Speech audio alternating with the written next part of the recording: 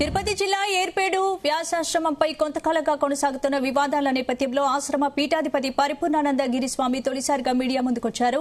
ఆశ్రమంపై జరుగుతున్న ప్రచారం, ఉత్తరాధికారి నియామకం, సేవా కార్యక్రమాలపై తన అభిప్రాయాన్ని వెల్లడించారు. అయితే ఆశ్రమ ఆస్తులు, అవినీతి ఆరోపణలపై స్వామీజీ స్పందించలేదు. ఏర్పేడు వ్యాసాశ్రమంలో తాము జీవితాన్ని త్యాగం చేసి భక్తులకు, సమాజానికి సేవ చేస్తున్నామని పీఠాధిపతి తెలిపారు. కొందరు అసూయ, స్వార్థ ప్రయోజనాలతో ఆశ్రమంపై అసత్య ప్రచారం, దుష్ప్రచారం చేస్తున్నారని ఆరోపించారు.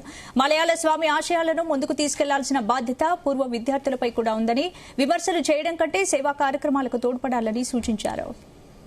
ఇటువంటి శ్రీ వ్యాసాశ్రమానికి మరి చక్కగా జరుగుతుందని కొందరు అసూయ పరులు, కొందరు స్వార్థ పరులు, కపట పరులు, మోసగాళ్లు ఈ మధ్య కొన్ని ఆశ్రమం మీద చెడ్డ ప్రచారం చేస్తున్నారు. ఇక్కడ చదువుకుని ఇక్కడ లాభాన్ని పొంది మరి ఆ విధంగా చేయటం అనేది వారి జీవితానికి దురదృష్టం.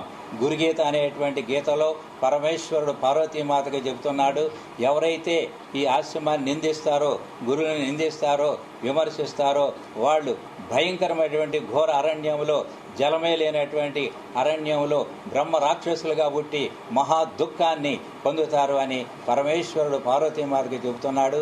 ఈ ఎవరైతే బ్యాడ్ ప్రచారం చేస్తున్నారో వాళ్ళు గురుగీతలో 124వ పేజీ నుంచి 127 పేజీ వరకు చదువుకున్నట్లయితే వాళ్ళు ఈ ఉద్యమాన్ని ఈ రోజునే మానేసి వారి శేష జీవితాన్ని ధన్యం చేసుకుంటారు.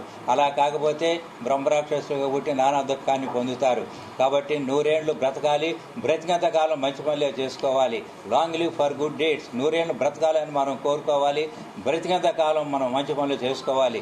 త్యజ దుర్జన సంసర్గం, చెడ్డవాళ్ల యొక్క సాంగత్యాన్ని వదిలేయాలి. భజ సాధు సమాగమం, మంచివాళ్ల యొక్క సాంగత్యం చేయాలి. కురు పుణ్య మహోరాత్రం, రాత్రి మగళ్ళు మనం మంచి పనులు చేసుకోవాలి.